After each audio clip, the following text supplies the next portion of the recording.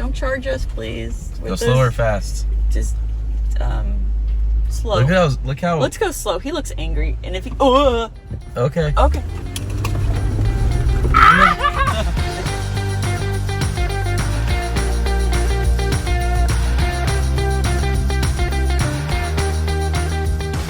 Good morning, Lite, Brite Nation. Good, wonderful morning, Lite, Brite Nation. Yesterday was a frickin' doozy.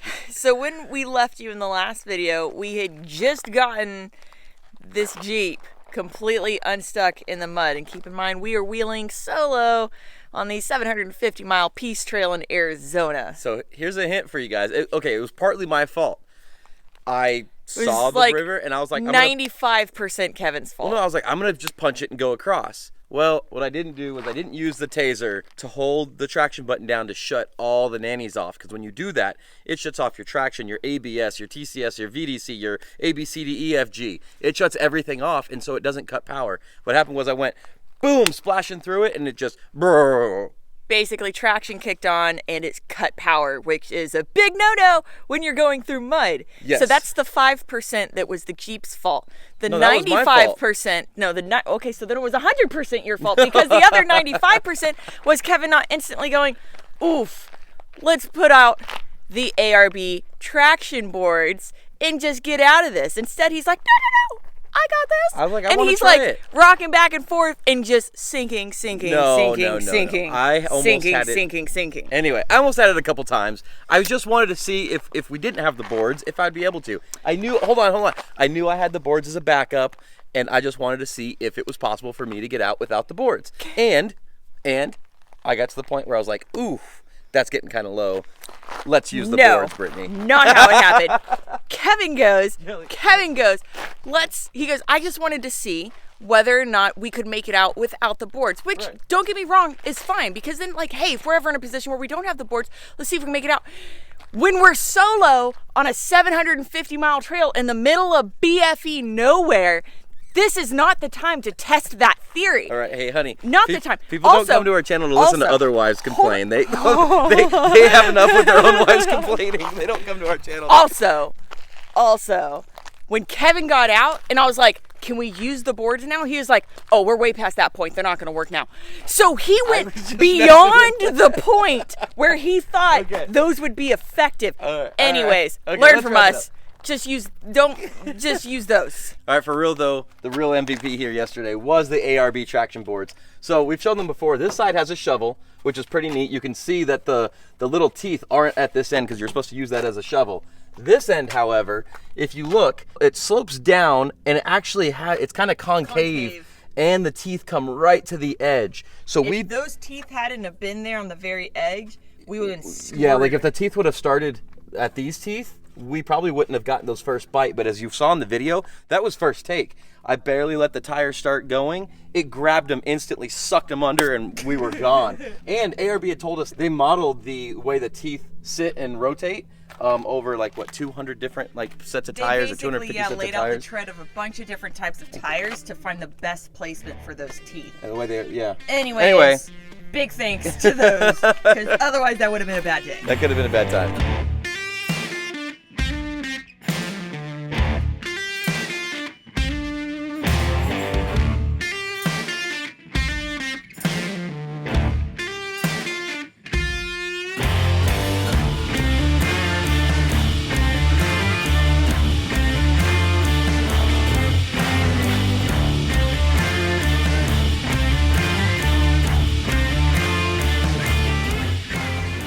I would like to point out that it is not even 8 a.m. yet, and we are on the trail. We are.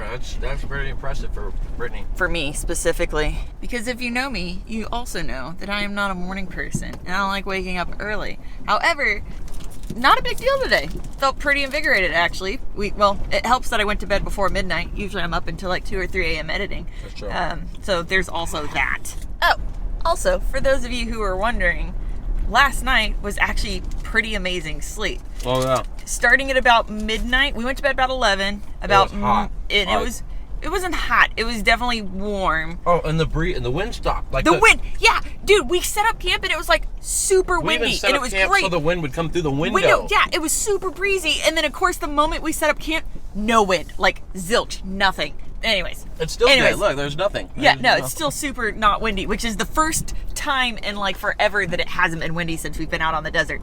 Anyways, by about midnight, it cooled off to like 70-ish degrees. And it got to a point where in the middle of the night, I actually got cold and I had to get a blanket. It did get chilly. From midnight to like 6 a.m., 6:30, it was actually really, really nice. Which is plenty of sleep. I think just plenty of sleep.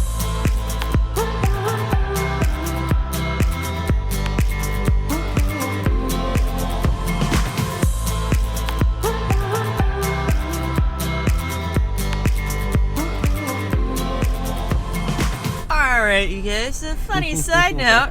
So right on the other side of Alamo Lake, across Big Sandy, which is the river where we got stuck. So we just learned a lot. For the record, if the stream looks that big, the river is underground and it is quicksand. It's not necessarily just mud, and people get stuck there all the time. So it used to be an above ground river until the quarry, they it filled in, and then they changed the water flow, and like she told us this whole story. Thanks, Jen, for all the information. So hold on. So we heard this whole story from a beautiful, wonderful lady named Jen.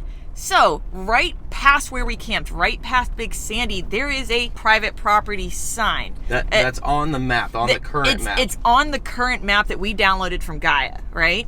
That is actually private property. We met the owner. Before you go on the Peace Trail, apparently the Arizona Peace Trail website supposedly has updated their website and their maps to go around this private property. When the trail was originally created, it did not take into account private property. So make sure that you consult the Arizona Peace Trail website before you go on this trail so you have the proper routes, because the signage on the trail itself is not existent, really. Yeah, it doesn't really exist. And so we honestly had no idea. There's nothing telling us there's an alternate route or anything other than the owner, Jen. Now, what's really cool is her private property. She is actually planning to create more or less a retreat out here in the desert for people that suffer from PTSD. She said it's her dream to do this, and she's hoping to create kind of an entire camp setup where even off-roaders on the Arizona Peace Trail will one day be able to camp there during their journey. Yeah, and also, so if you're coming from Siloam this way, that sandy wash is she says people get stuck there all the time. And there's no other way through it. There's no trees to winch to. There's nothing. And so if you do want to go to Siloam from the opposite direction we came, going across the other way, you better have more than one vehicle. either have multiple vehicles to help each other across or something. Yeah, or go around it if you're not prepared. So there's no rocky bottom is the problem. It's like the sand is quicksand and goes like 40 feet deep. Yeah. So it is possible you can sink into it and it will become a sinkhole and literally just swallow your entire vehicle. So we were lucky. Turns out we were really, really lucky. Anyways, make sure you know your route. Plan more than we do, and just be wary of the Big Sandy, and make sure you're not trespassing on private property. Kevin, welcome to our new home. We bought a home. We bought a home out in the Arizona desert. It has ADT security in it. And a flag. So this is the McGuffey cabin. We took a detour to come check it out. Huh? Oh, look at it. There he is. They're like little chipmunks. There he goes. Here we go.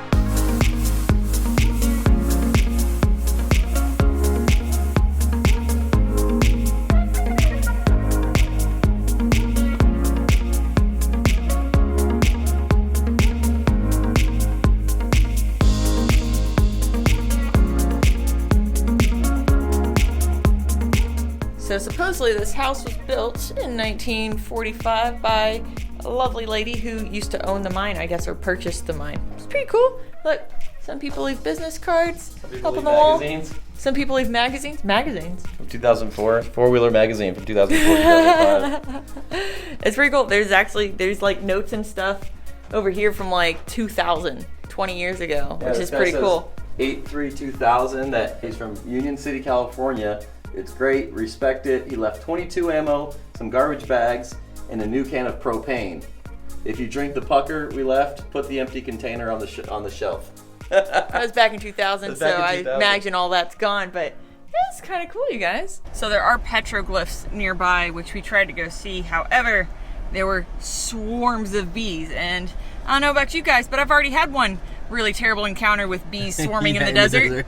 And I'm not very prone on making that 2 encounters. We made it over there, and it was like the petroglyphs were right around the corner, and there was just thousands of bees, like taking water from like the cow's urine or something. I don't know. Not about that life though. Yeah.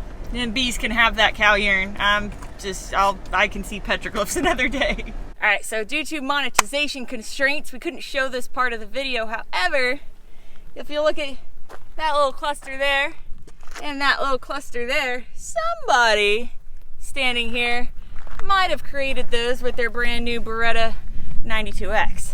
Yeah.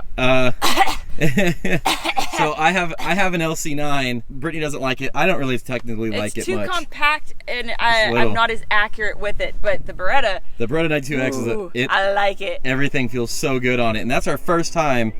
That was my first time firing it. And she, 15 rounds. Look at that. Boom, Yeah. boom, boom, boom, boom, boom.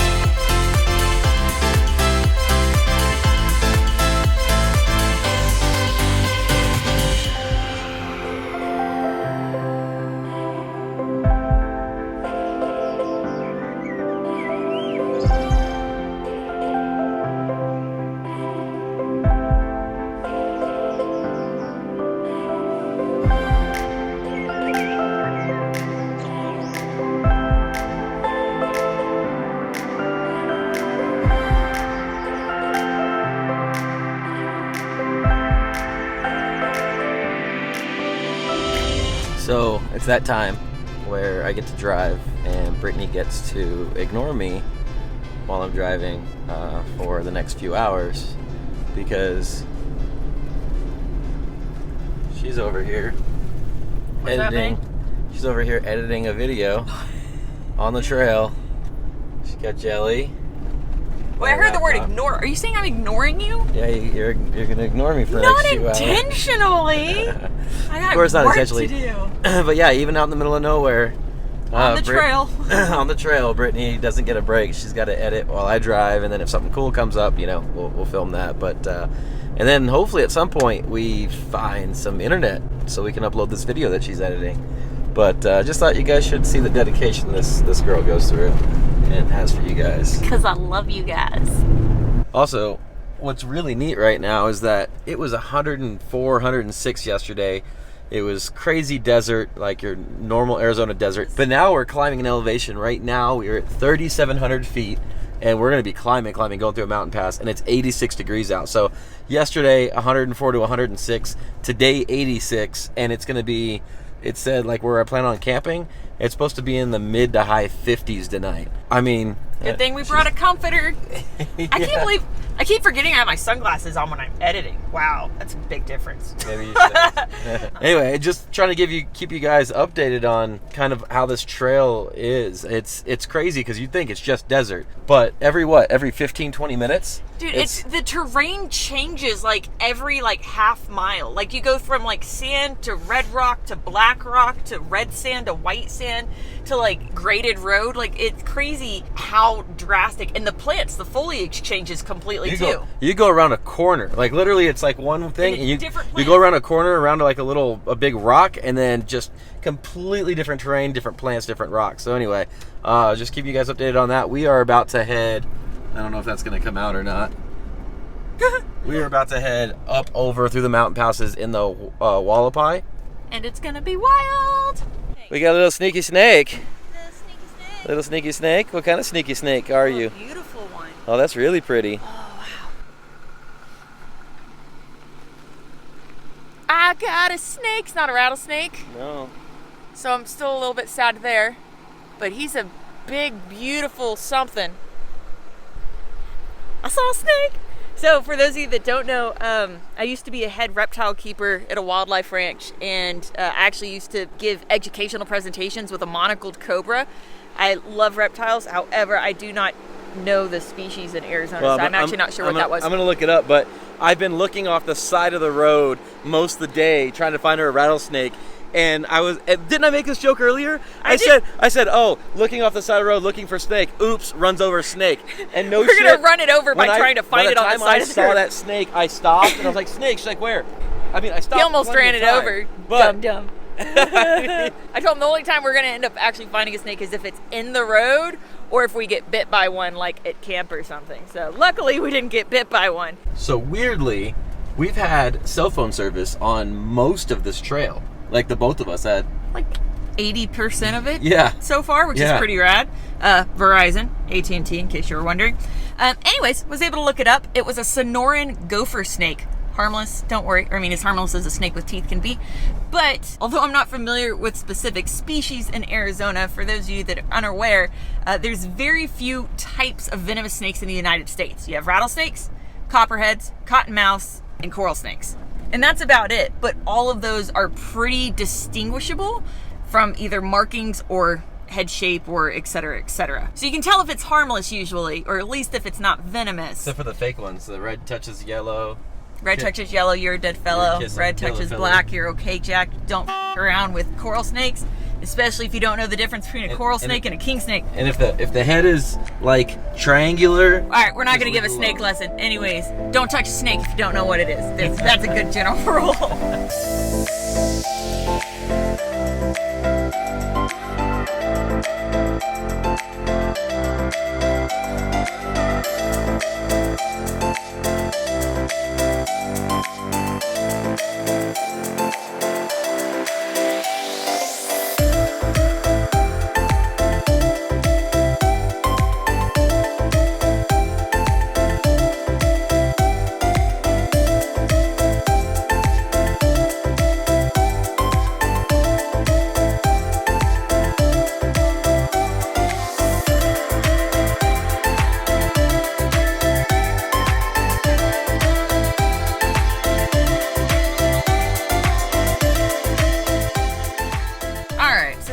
Section that we just went through, or I guess we're still currently going through, is not for the faint of heart. It is definitely not for a novice, and honestly, I'd go so far as saying it's even not for most intermediate drivers, because it is all shelf road that is off camber with hundreds of washouts on the obviously the cliff side. Not only the washouts, but every washout there's a big rock where you have to like squeeze between the cliff and the rock, the washout, and there's a washout there. Yeah. And it's off camber. It's honestly super sketchy. It's like squeeze by or die, basically, because the falls are anywhere between like 100 feet to like several hundred to 1,000 feet. Like, yeah, this is, I mean, we haven't filmed much because we've been so stressed out about like just trying to like survive today. It's so sketchy that I've literally forgotten to like pull my phone out on almost every occasion that this has happened, because I'm so concerned with making sure he gets by and doesn't, topple over. This has been, that I just have, this is more stressful than maybe getting stuck in the mud. Yeah, no, yesterday was fun. It was whatever. I mean, it was a little stressful, but this I would not recommend any full-size vehicle. Oh. And also, the trail is this wide, and the Jeeps are this wide. If you're in a side-by-side or like a Samurai, like, you're fine. You're golden. No big deal. But on a full-sized rig, it's sketchy. If you have 72-inch axles, good luck. Yeah, you'll be hanging. I mean, half our tire's already off the cliff. Also, sorry, don't forget this either. this trail, or at least definitely this section of trail, is not for anyone who gives a fuck about their paint. If you care about the paint on your rig at all, don't take this part of the trail. That's what I mean. The trail is this wide, and of course it's all desert bushes, so there's everything has thorns and stuff. Lucky for us, we do have a Proline Wraps wrap on it, which we've proven with the Stepchild can withstand this desert kind of abuse, and it's also self-healing vinyl, and it can be buffed out just like regular paint can. So it's actually a really, really good protection on stuff like this. But buff, not with cutting. Not with cutting. It's specific. Make sure you know what you're doing before you do that. But anyways, point is, I would never come back here again. I wouldn't recommend this part of the trail. I honestly wouldn't. I would never come back here again. Definitely, yeah, no.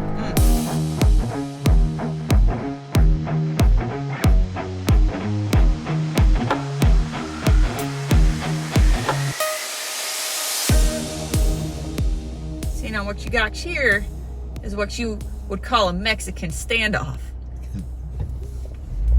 And we're gonna hopefully, don't charge us, please. Go slow or fast? Just slow. Look how. Let's go slow. He looks angry, and if he. Okay. Okay. We won chicken. We won that round. I don't know. I got a chicken. I pushed it. Did you guys see how sharp it's like he sharpened his horns? They were like. You would have sucked if those had pierced your Gladiator, huh? Good thing it was a rental. I know the story of your life through winter storms and summer skies. There was a time when you were young and free. So let's go back to the beaches where I always make you laugh, to the forest where we found a hidden path, to the summertime of 2005 when we were still alive, when we were still alive.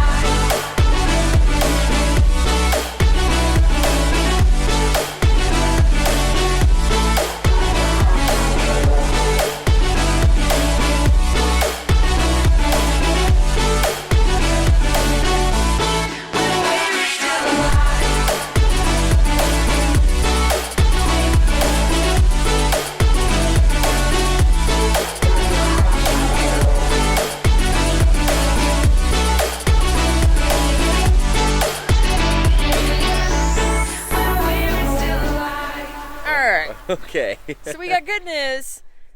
We're not dead. You know, there's that. That's always good news. And B, the second half of the day actually made up for the first half. It wasn't the second part of the trail. It's a totally different trail, but the second trail that we took to get to our campgrounds. Which is Hualapai Mountains. Yeah, the Hualapai Mountains was phenomenal. Also, we did it right at sunset, and it was just... We got the sunset shot. It was gorgeous. Yeah, no, so the southern Hualapai Mountains that we first came up, I would never do that again. I wouldn't do it even to make it here, but what's cool is you can actually go around that and still make it to this trail. I'm going to put a picture here somewhere. So, that trail, 10/10, 100%, would recommend over and over and over going again. Off like she's going to go attack something. There's the bird. They're big bird. Hey, get over here, Jelly. Come here. Where do you think you're going? Anyways, so yeah, I would never honestly recommend anyone try that first one. It's a side-by-side unless you're trail. in a small rig, yeah. Right. Unless you're in a side-by-side or something, you'll be more than fine. But any full-size rig, it's a very risky trail, and it's pretty, but it's not like, wow, this was worth the risk. No, like if you die, you'd be like, why did I even attempt? Anyways, well, if you were dead, you wouldn't be able to question that. Overall, the second half of the day made up for the first half. Would I do the first half to get to the second half if it was the only way to get there? 50-50. Like, it was that bad. Anyways, guys, thank you so much for watching. Please don't forget to like, subscribe, and share. Remember, you can find all your Lite Brite Nation merch at LiteBriteStudios.com. All your Lite Brite Nation decals at PixelDecals.com. And, of course, don't forget about E3Offroad.com, where you can win that Gladiator right there. Guys, we love you so much, and we will see you next time. Bye!